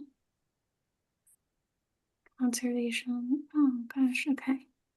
Proposed wetland That bylaw. one, May 12th. I see it. Okay. Do you want me to share? Because you and I, Jennifer, had talked about like the titles and all that. Right. Yeah. What's going on is that I think when I searched by looking up Wakefield Conservation Department, there's one web page that the top result comes back Conservation, and the second result comes back Conservation Commission, and they're two different pages, it looks like. And you're looking at the Conservation Commission page. Well, I'll email that to you, Ethan, kind of that result, because that seems like maybe something to sort out, Yeah, because it seems. I think that's if you click on the forms and policies, I think that's what you're referring to. Well, when I click on the just conservation Yeah. webpage, that's the top return on Google. It doesn't have this. Okay, so let me take a look. Okay, so I see, yeah, okay, I see the bylaw draft, bylaw regulations. As far as next steps, I think we want to hold, um, some public presentations. And, I think at some point maybe put this back in front of, like we did a presentation to the planning board, get this back in front of them, you know, probably sooner rather than later, I think. Do you want to meet with Bill first before starting I that think, presentations? I think it would be good to meet with Bill before going to the planning board, yeah. Hmm. I think what would be helpful is, and I'm guilty, I volunteered to start doing this, but um, I know in sort of looking at some of the comments, um, when Ethan, when you look at the comments with Bill, like this time around, if you can focus on, including the citations from the regs, because Mm. we found in some instances things that, were, you know, Bill interpreted as exempt, but I don't know that we would like in reading the language within the regulations that we would agree that that was exempt activity. So it's instead of having this discussion back and forth, it's exempt, it's not exempt, to actually, have the explicit citation from the regulations to kind of help navigate that.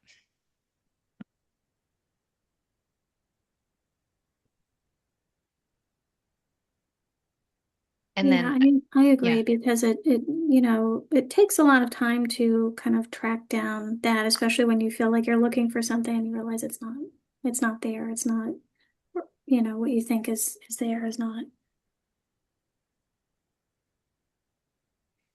I think the other thing we had talked about in the past was coming up, Ethan, you were going to help us come up with some example parcels, like how we would approach, Mhm. how it would look under the bylaw, like with an existing, small parcel, that type of thing. And Yeah. you know,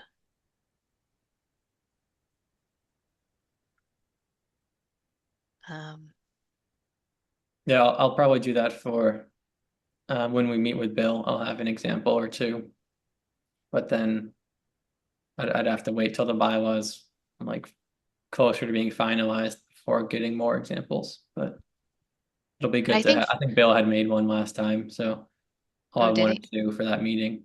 Oh, did he send one? Okay. Like Uh, the last time, I think Jennifer met with him and he oh, kind of sketched out something. So Okay, I don't I'll have, remember that. I don't remember an example that we discussed. I don't. Well, that was. I think it was just a quick example, vernal pools or buffers or something. But I'll put together a couple in-depth ones that we can look at. that would be really, really helpful because I think it would also, inform the discussion and maybe help us better understand Bill's concerns or, as we look at this.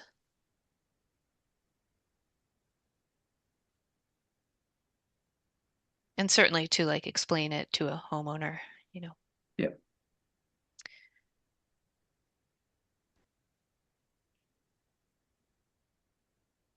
and then putting a copy of that map on the project website that shows the towns with bylaws.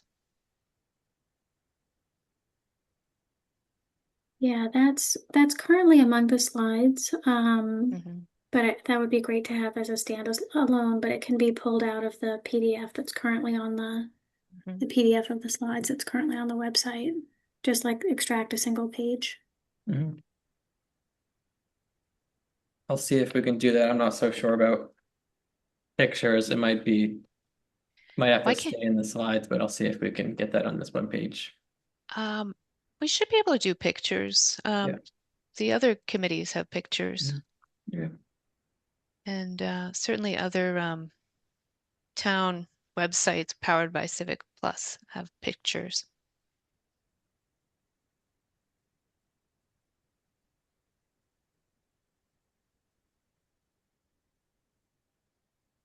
I think it would also be helpful to have a like a press release. I think we got press releases from the town about the garlic mustard event.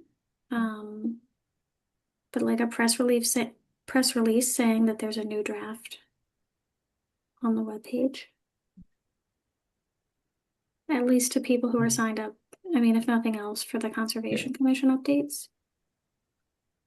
Yeah, I would definitely recommend waiting till it's further along. I think once you get people looking at it, you don't want them to have to set it down for a couple of months while we're still editing it. I think that'd be great. I would just recommend doing that later down the line. Well, so we want to have hearings that the public comes to. Some people won't be able to come, but we'd like for them to have time to know that the draft is there. To read it, send comments if they can't make it to a meeting.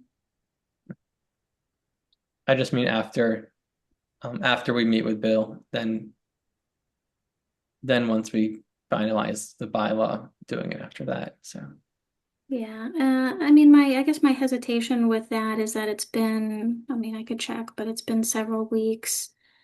Um, almost And 2 years. we've run out the clock a couple of times. And I think our draft is very responsive to Bill's concerns.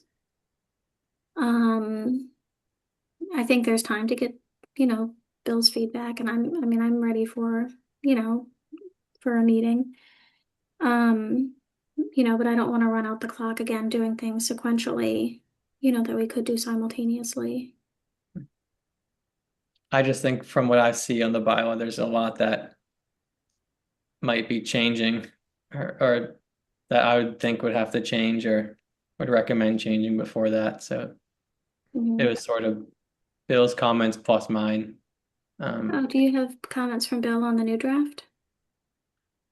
No, comments Bill's working on, plus the comments that I had, maybe it was a month ago, but I think between what I expect him to bring up versus what I have, I think there's still a few things worth discussing before getting too far ahead of ourselves.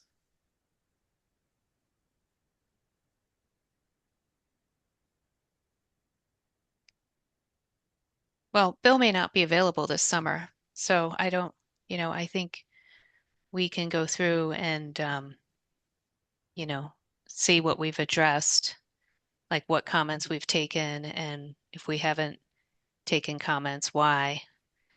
Um, but, some of the comments we've gotten have been sort of repetitive to the first round of comments that we thought were addressed. So there may be situations where there's not alignment. Um, so I don't think this entire bylaw is going to rest on sort of one person's feedback. Like, well, we're we welcome his input and we've done a lot. Um, I'm I agree with Jennifer that we need to start socializing to other groups and to the public and start getting people's reactions because, as Bill has said, if we can't explain it, how it's going to impact a property owner, then we have an issue. So,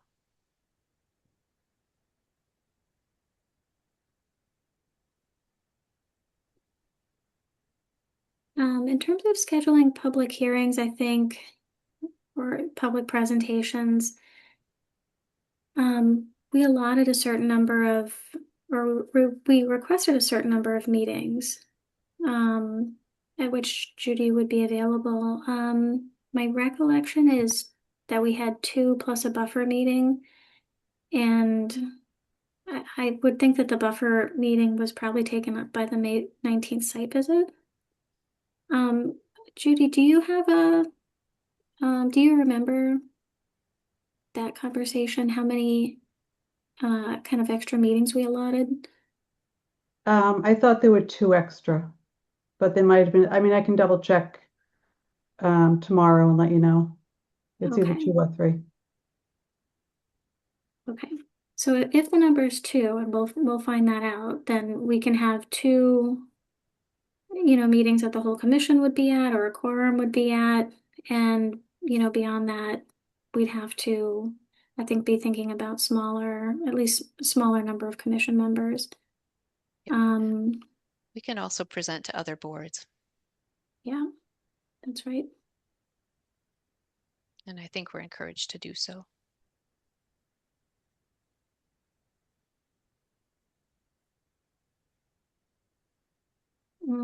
I guess, do you all have a preference about, using, kind of using those two allotted, meetings for like public presentations, like early in the kind of rollout of this draft or later as we get closer? Do you all have a preference? I I personally think it makes sense to do those. Well, I don't know if other people, I can't see people's faces, but I would do those later, closer to the town meeting date Mhm. and concentrate on socializing to other boards, to kind of, do a soft run and get feedback. Right, so start to get feedback and then save those for when we've gotten feedback. responded to it, have a response to it. Yeah, so that it kind of builds on that final sort Mhm. of key messages that we want to do.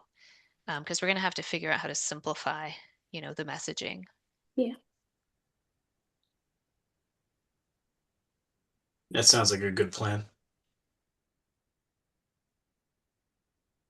So the boards that you're thinking of, Eleanor. I like sustainability committee was Mm-hmm. interested. Mm-hmm. Um, if we can find a time with FOLQ, they'd probably be interested, although their meeting coincides with our meeting. Um, certainly town council, like doing a quick update. Mm-hmm. Um, planning board, what have you. Um, yeah, and we can be honest. We're like fleshing through a few things with, Bill, but there's, we're trying to arrive at the best solution kind of thing. Right. And putting it on, presentations on our own agenda. Yeah.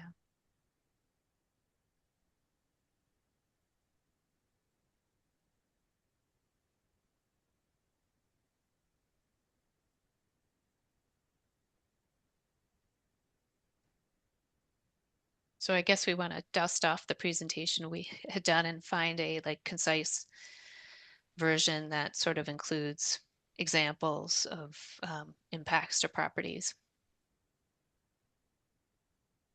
Maybe it's picking 2 or 3 scenarios. Mhm.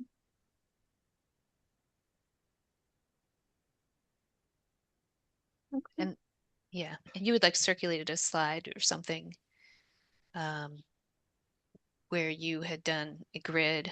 Like I would throw that into the presentation. When was that? When you sent your regulations and bylaw, I have to go back and Oh, the decision tree. yeah. Okay. Yeah. Uh-huh. Okay. All right. Um, okay. I guess, oh, we'll have to come up with a timeline, I guess. Meanwhile, we can direct people to our website, and what means will we use for that for public feedback? Just going to the site today or tomorrow. Well, yeah, that's why I was suggesting a press release. Mm. Is that something you're thinking sooner or later with the other presentations? I mean, you could do Well, oh, come on. go ahead, Eleanor. You could do a press release to say there's a new draft on the website and welcome feedback. It'd be nice to also be able to post a presentation that's kind of a digest of the bylaw because most people won't, they just want to know how it's different. They probably won't want to read through all the details.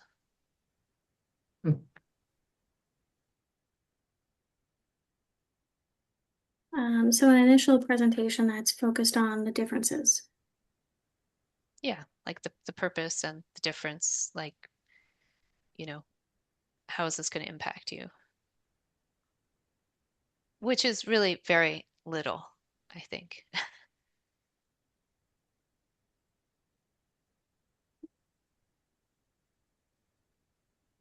You think the impact is going to be little or I don't know Well, what I think like the 25-foot setback, no disturb, we have that as a policy. So for right. most But people, using that example, the way it's written, you can't have any kind of machinery in that, what was it, 50 feet? There was a 50-foot setback, I Yeah, think, for 50. machinery. So it would be hard to work unless you're walking everything in, even at the 25 foot. So I think things like that, people will key in on because how are we going to do work, even if we stay to the 25 feet?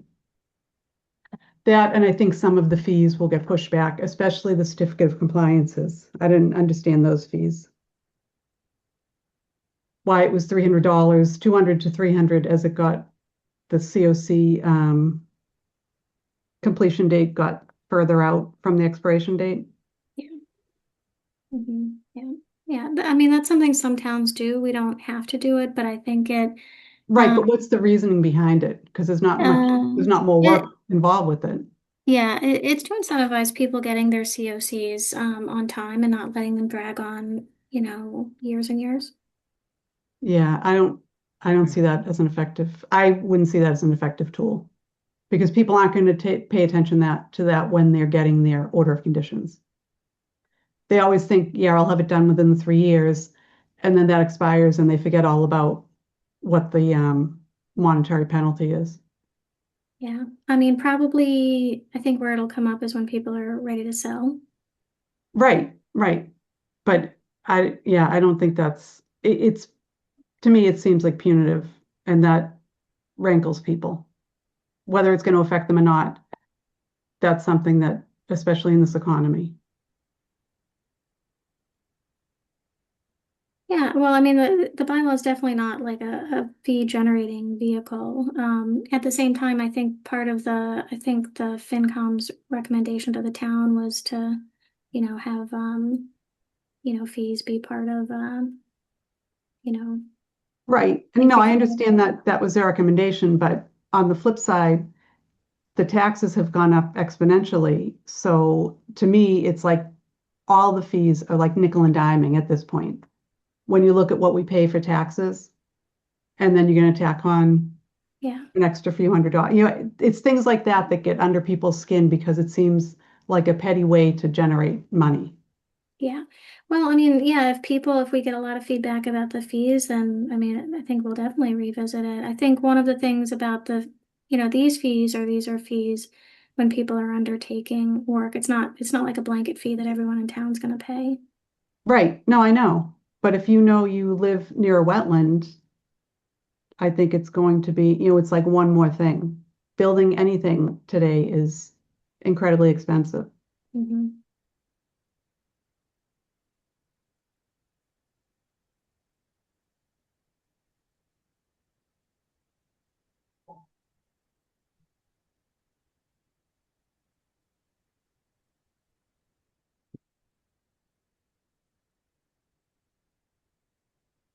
Do we want to set a date for a presentation in the Concom meeting that's focused on scenarios and changes in the current draft?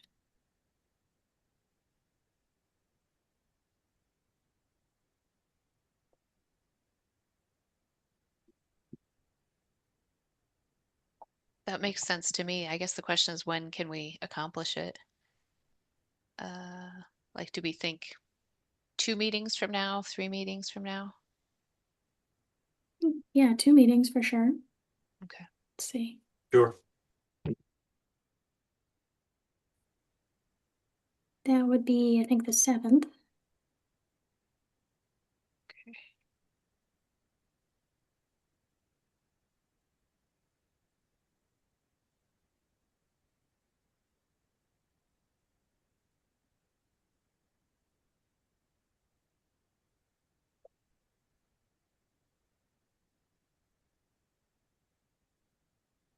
Or do we want to try to get comments or that meeting with Bill before then?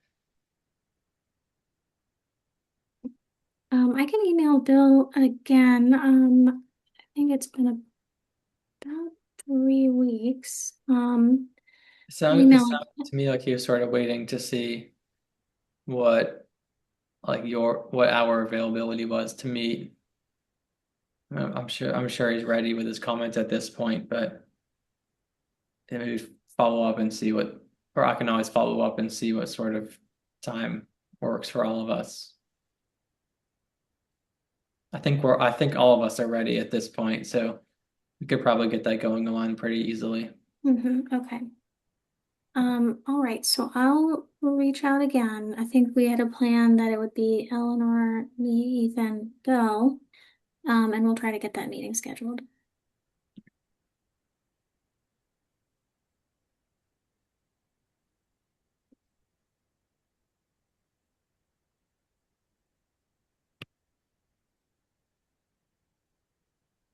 then maybe like the next commission meeting, we could talk about next steps based on the timing of that meeting. Let's have it on the agenda. That would be great. And, we can provide an update, based on having spoken with Bill. Yeah.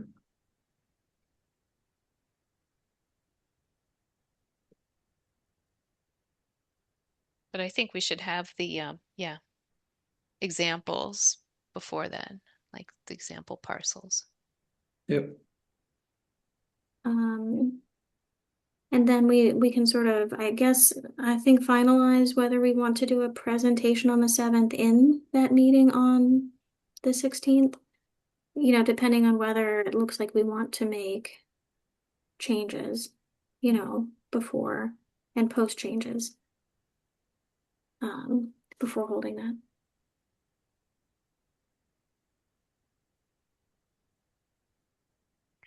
So we have a commission meeting on the 7th and the 16th of July? The 7th of July and the 16th of June. Oh, sorry.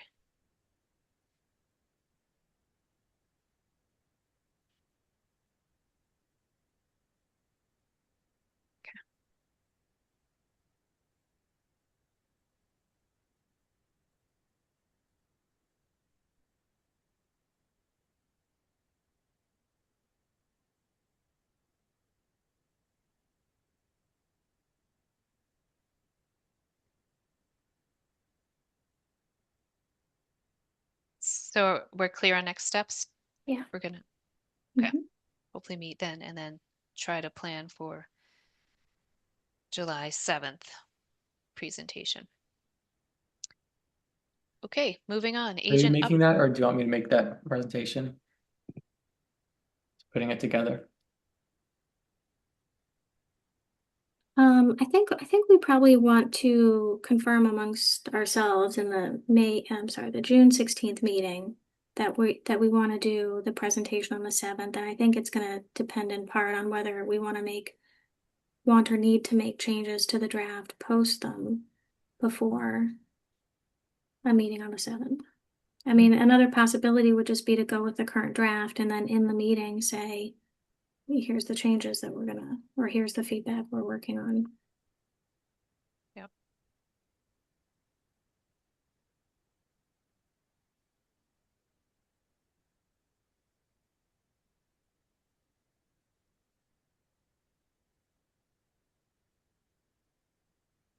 Okay.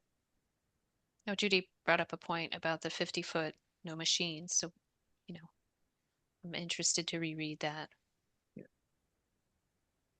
I think I have that in my comments, so I'll attach some regs reference to that too. Okay. From the WPA. Okay, that'd be helpful. Are we ready to move on to agent update?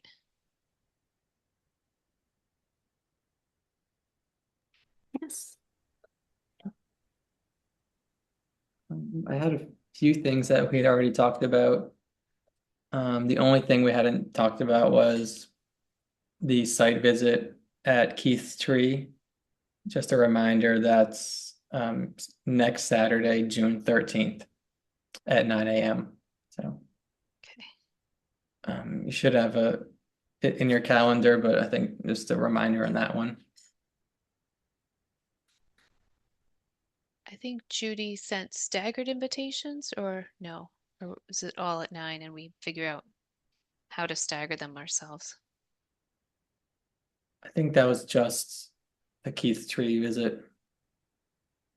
The other two you had done like a couple of weeks ago. This one had got rescheduled.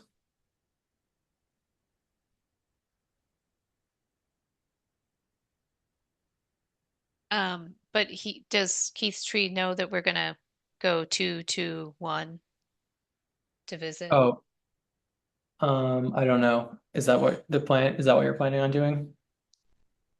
For now, yeah. I'll give them a heads up for If sure. we have the restriction, yep.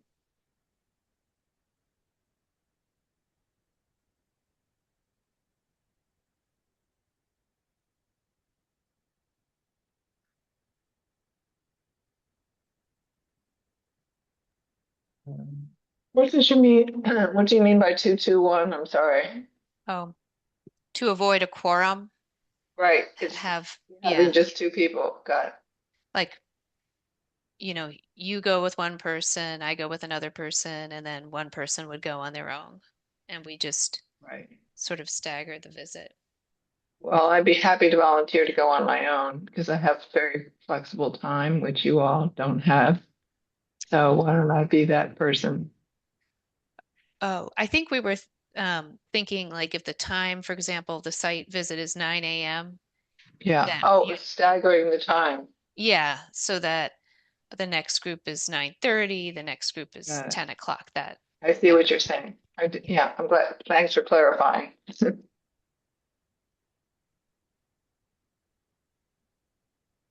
There might be something to schedule now between yourselves. I don't think we'll meet until then. Yeah. If Yeah. you want to choose who's going at what times, if that's what you're going to do. Okay. Can I volunteer to go in the second wave?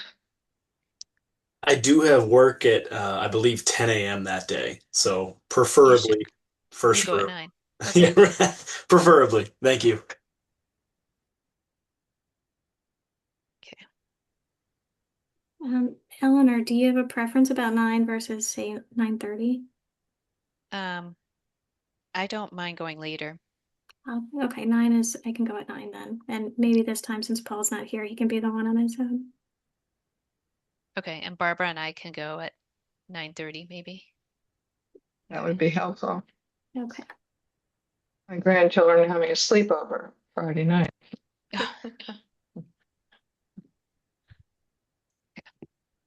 Great. Um, is there anything not anticipated? Well, just one more note on that. The mustard pull event. I heard that they filled 47 trash bags of what they pulled between the Yeah. 2 days. Yes. Amazing. That's great. I can't really tell how much that is, but it's almost so much it's hard to picture.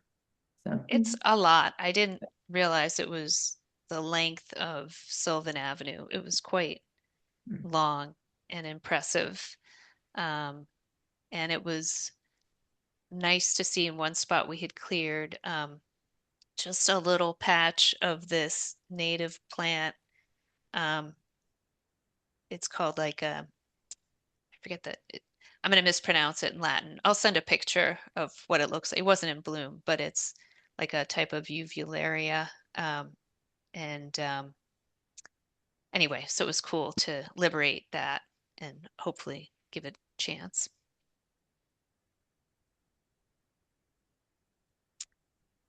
Um, Is that Marybell's? yeah, it's like Marybell's, but there's one that you can sometimes see it at Breakheart, and it's called Cecifolia. It's Uvularia cecifolia, and I think it's called like wild oats, or it has like an oat in the name. It's not, but yeah, it's like a bellwort. It kind of looks like Solomon seal, but smaller. Oh yeah, wild oats. That's very interesting. Yeah, Love to see that. yeah.